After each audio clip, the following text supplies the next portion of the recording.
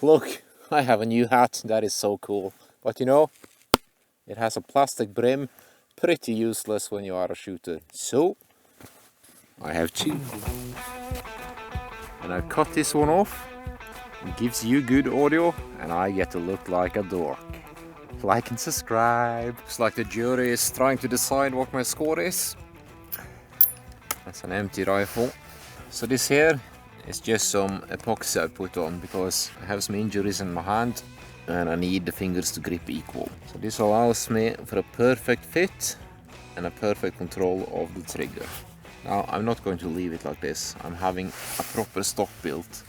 As you can see, I've also changed this line, and I removed the wood here, so this part of the hand doesn't push the rifle sideways. And same on the other side, cheek piece is gone. I don't want to push the rifle this way.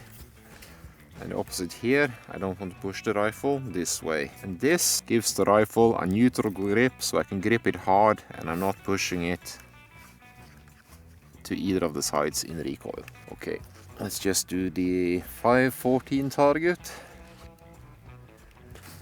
That's the target. Safety off. Just check if you have some sheep. No. Clear. Now, you as the shooter owns the bullet until it stops. The moment I fire, it doesn't matter if it is an accident. If that hits one of the sheep, that's my responsibility. So I'm checking the target all the way behind the target. I can see the backstop. Checking around the backstop. The larger picture, okay. At the far left, we have some sheep. That is not a factor for this target. Indexing 90 degrees, hooking the rifle, pulling it back. Wow.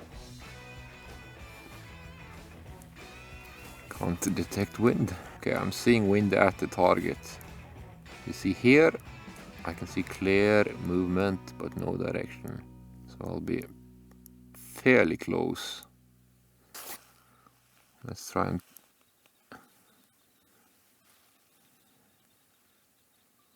can't see any mirage. Natural point of aim is good.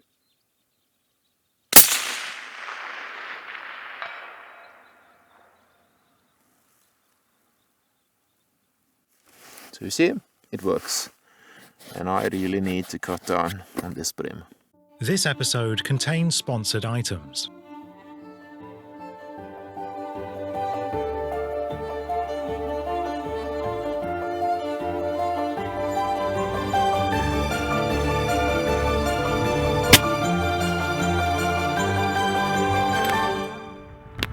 Before you go, subscribe, like, and comment.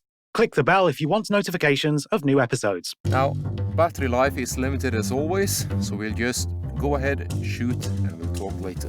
And we're using the second focal plane scope, and we're going to apply simplified wind rules. Now, I look out and I can see movement but no direction, which puts it into a light wind. And as we have learned, in a light wind, the bullet will strike very close to the crosshairs at these ranges.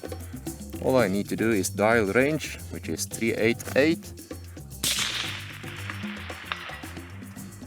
Good for wind call. Low. Okay. I dialed the turret wrong. 370 is not going to hit a 390 target. Okay, mistakes like this happen when I do the camera, and they will happen to you in the field as well. You need to focus on the job. Let's do that again. Now the BDC is set correctly, as it should.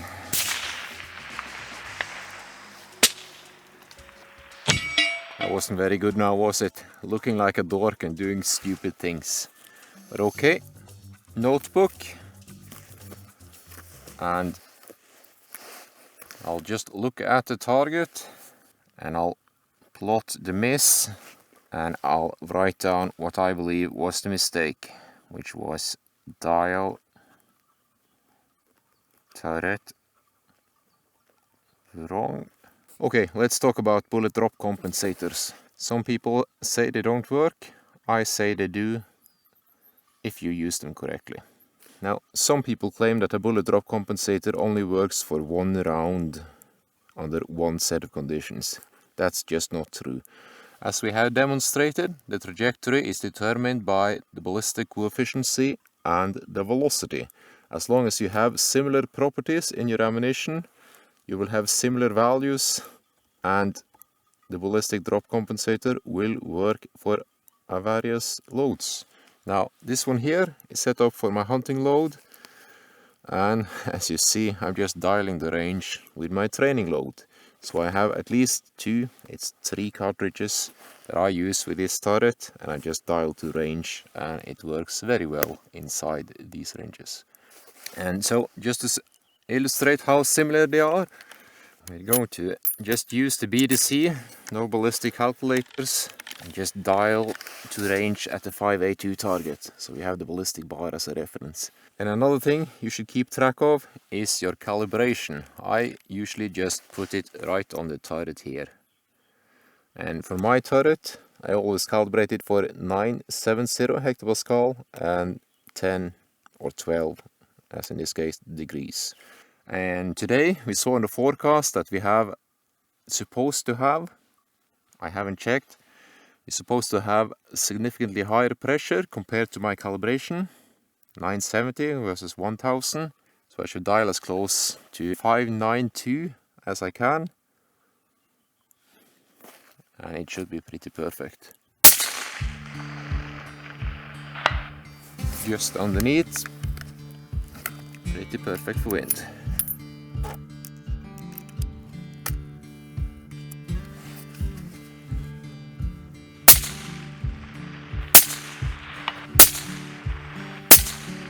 So that was just dial to range with a different type of ammunition, and because the ballistic coefficient and the velocity is quite similar, it's more or less spot on. The shooting wasn't top now.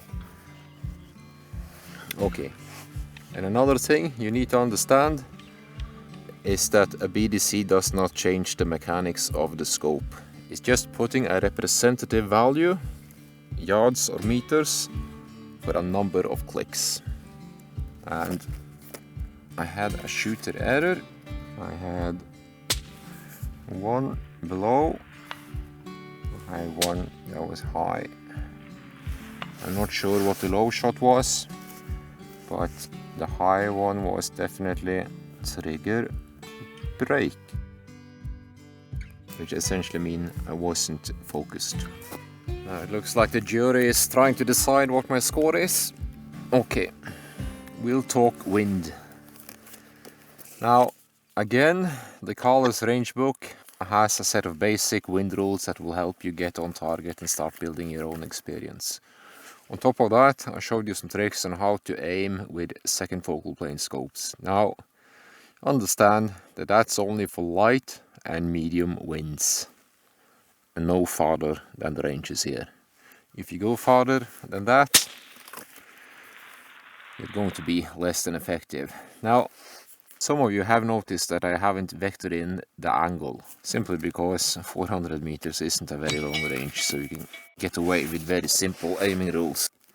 Now, the great weakness with second focal plane scopes is that no matter what I do with the magnification ring, the reticle stays the same, which also means that any hash mark I have in this reticle will change value depending on the magnification. Now, with the first focal plane scopes, you can use it as a ruler. They have a fixed value, and you can shoot very effectively and very precise in the wind.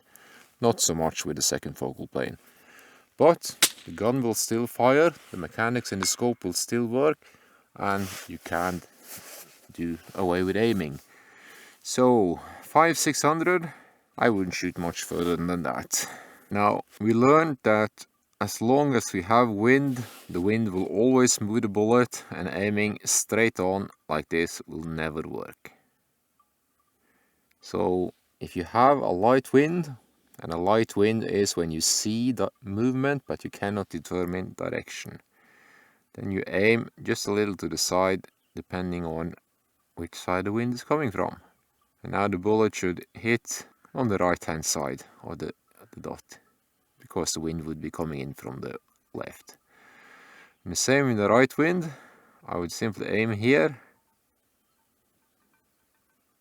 and the bullet will strike on the left hand side. And when you go up to medium wind, that's when you get to see the direction. You see the leaves bending into the wind and you can see the grass pointing in the direction of the wind. In the case of a medium wind, you put a little air between the dot and where you want to hit, not much.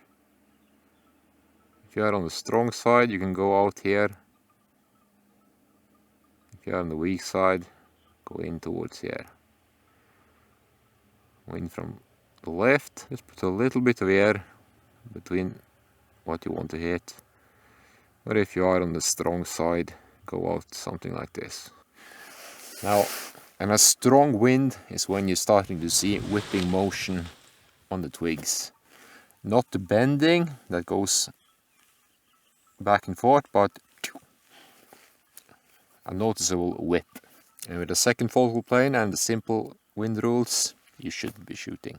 Now, you also have wind angle. If you have a distinct left or right, you apply these rules. Now, sometimes you have a wind coming in from the angle, and it's very difficult to discern if it is, or not very, you can barely discern that it's a left wind or a right wind. Or for a hunter, something like this in the front.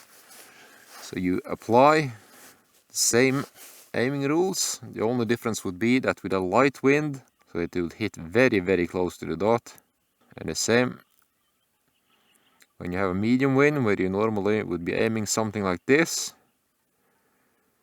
you just fall back to the normal light aim. And these simple aiming rules will work at the short ranges we are speaking of here. Class all the ammunition, you will find that you only have 4 firing solutions that will always get you on target, as opposed to 11, 12 for the BDC. And this applies to approximately 60% of the ammunition on the European market. As of yet, you are not seeing any optics manufacturer who offer this direct support for the wind. They only offer support for the ballistic drop compensator. But who knows, maybe one day it appears that the jury was left to make their decision, and we'll do a few shots at the 550 target using the hunting BDC. We shoot the target ammunition and we apply the simple wind rules, just to demonstrate what they do. One more time. So that's 525, 1, 2, 3, another 550. So it's also roughly 8 meters per click. So 550 minus 8, 542. And we're supposed to be at 541.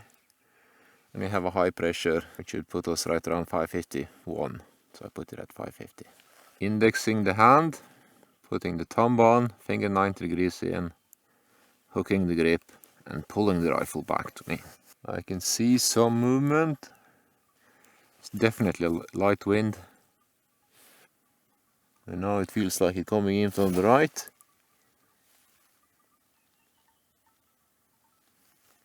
From here and here. So almost a 0 wind hole. It comes almost from right behind me, which means I will be very close to the dot.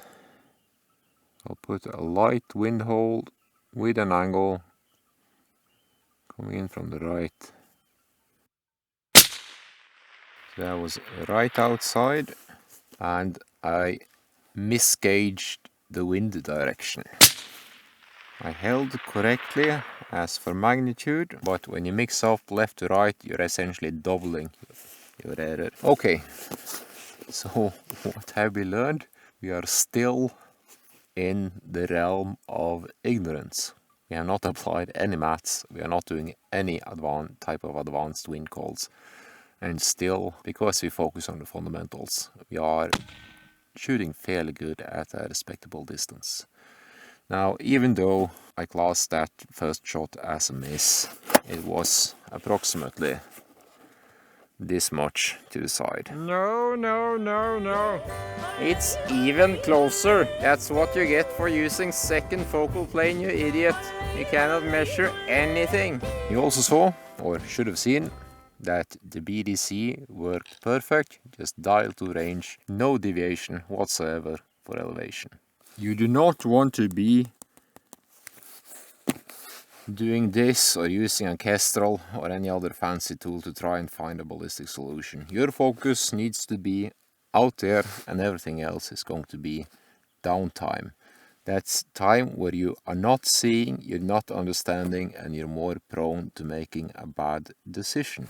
So simple, robust procedures for the ballistics. Solve it before you're here, ready to shoot, and you're going to be good. So by making very simple decisions on the wind, we are able to produce fairly good results at a decent range, because there are only that many options available for the wind. The flight characteristics are more or less uniform as long as you are in the match category. So what you are learning now should apply to approximately 60% of the ammunition catalog of the European manufacturer. That's disregarding the 22 calibers. Center.